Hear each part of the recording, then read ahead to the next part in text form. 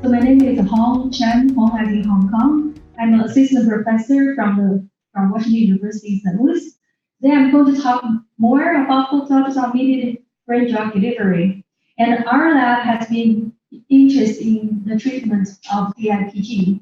And I think I can skip this. Everyone already probably know DIPG is very hard to treat. And there's an urgent need for non-invasive technique that can circumvent the blood-brain barrier for the treatment of DIPG. And then, so we already know focused ultrasound combined with microbubbles can induce blood-brain barrier disruption. And the way it works, I believe many of you already know. So microbubbles combined with focused ultrasound. Let me see, right? It's okay. The video is not playing, but the concept is when we apply focused ultrasound to microbubbles, the microbubble are going to expand and contract, which push and pull on the blood-brain barrier and leads to enhanced permeability of the blood-brain barrier. And then our lab already showed using this technique, we can achieve non-invasive and localized delivery of radio-labeled nanoparticle to the pump where the DIPG occurs. So this is normal mice. We use this to demonstrate the concept that we can use focused ultrasound combined with microbubble this technique to achieve non-invasive and localized drug delivery to the pump.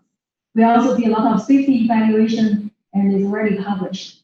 Then the question we were asking ourselves is that although this technique works very well, we still have to inject the drug through systemic circulation. So it's associated with potential toxicity to other organs. Then that's why we look into another pathway, so another route for drug delivery. And the route that we look into is intranasal delivery. Intranasal delivery is already a brain drug delivery technique used probably started for probably 2 decades, and there's already clinical trial delivering insulin for the treatment of Alzheimer's disease through the intranasal route. And the concept is that intranasal delivered agents can go directly from the nose to the brain through the trigeminal nerve and the olfactory nerve pathway. And then the challenge with this technique is that the drug delivery is not targeted to where the disease is located. And second, the delivery efficiency is very low. So we were thinking whether we can apply focused ultrasound at the target brain location to enhance the drug delivery that is administered through the intranasal path. And then later I will show you our hypothesis to support this concept. So I started working on this technique since 2014. And today I'm going to show you some of the results that we've already get. So this is a video to demonstrate the concept. The intranasal delivery drug goes through the nose directly to the brain through olfactory nerve and trigeminal nerve pathway. And after they reach the brain entry points, they distribute in the whole brain through this heart pumping induced perivascular pumping effect. So the drug will transport along the perivascular space and distribute in the whole brain. So the drug is already beyond the blood-brain barrier, and it minimizes systemic exposure because the drug directly goes from nose to the brain. And focused ultrasound with microbubble, we already know microbubbles can be activated by focused ultrasound to expand and contract, which push and pull on the blood vessel. At the same time, also push and pull on the perivascular space and the extracellular space, which we think can lead to enhance the penetration of the drug that is in the perivascular space deep into the extracellular space. So this is our hypothesis that the effect that we call it microbubble pump effect compared to the perivascular pumping effect. So we hypothesized that microbubble pump effect can enhance intranasal administered drug, the delivery efficiency of intranasal administered drug at the focused ultrasound target brain location. So the objective of our study so far is to develop this technique we call fusing for drug delivery to the brainstem because the DIPG occurs mainly at the brainstem. And also brainstem is unique in that it's directly connected with the nose through the trigeminal nerve pathway. So we're looking to demonstrate non-invasive and localized delivery by this technique to the brainstem, quantify the delivery efficiency, evaluate the systemic exposure, and explore the potential delivery mechanism. So this is a simple illustration of how it works. So we use fluorescent labeled gold nanoparticle as our model drug. It is administered to the mouse through the nose, and microbubbles were injected through the tailbone, and then we apply focused ultrasound target at the brainstem. So this is a study timeline. So after the treatment, we sacrifice the animal, harvest all the organs and the brain, do fluorescent imaging to look at spatial distribution, and then quantify the gold concentration to look at to get quantitative results. So first, this is a representative image of the mouse brain in a horizontal view, and the brain. So we can see the fluorescent labeled nanoparticle locally delivered at the focused ultrasound target area.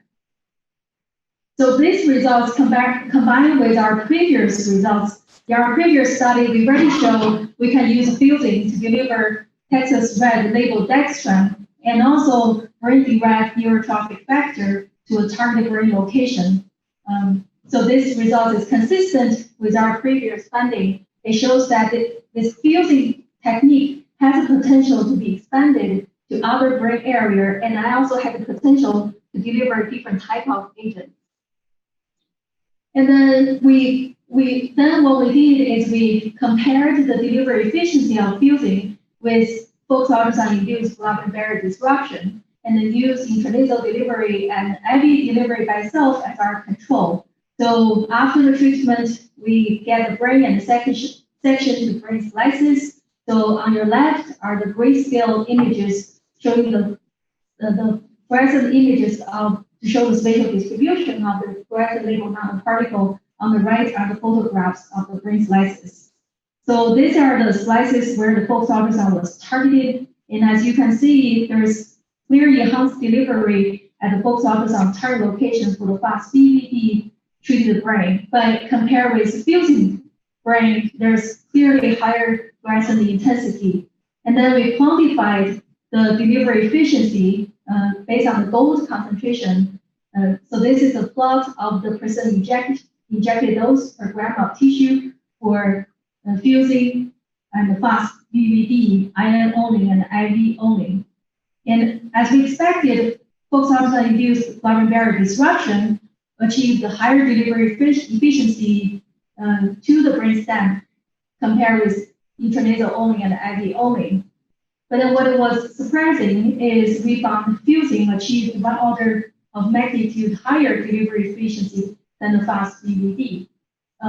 We're still trying to repeat the study and trying to further validate the results. And then we look into systemic exposure. So we harvest all the major organs and look at the fluorescent intensity. And then as we expected, fusing similar as IM delivery, we only see enhanced fluorescent intensity at the stomach and intestine. While for fast BBD and IV, you can see the fluorescent intensity in all the major organs. And then we did a quantification of the gold concentration. So this is a plot of the percent injected dose per gram of tissue for all the blood and all the major organs. And then, so the blue color is the fusing, yellow color is fast BBD. As you can see, for fusing, we only see higher gold concentration in the stomach and the intestine. The reason is because the nanoparticle were given to the mouse using liquid drops. So the nanoparticles were swallowed into the digestive system, to the stomach and intestine, and over time it can get out of animal body.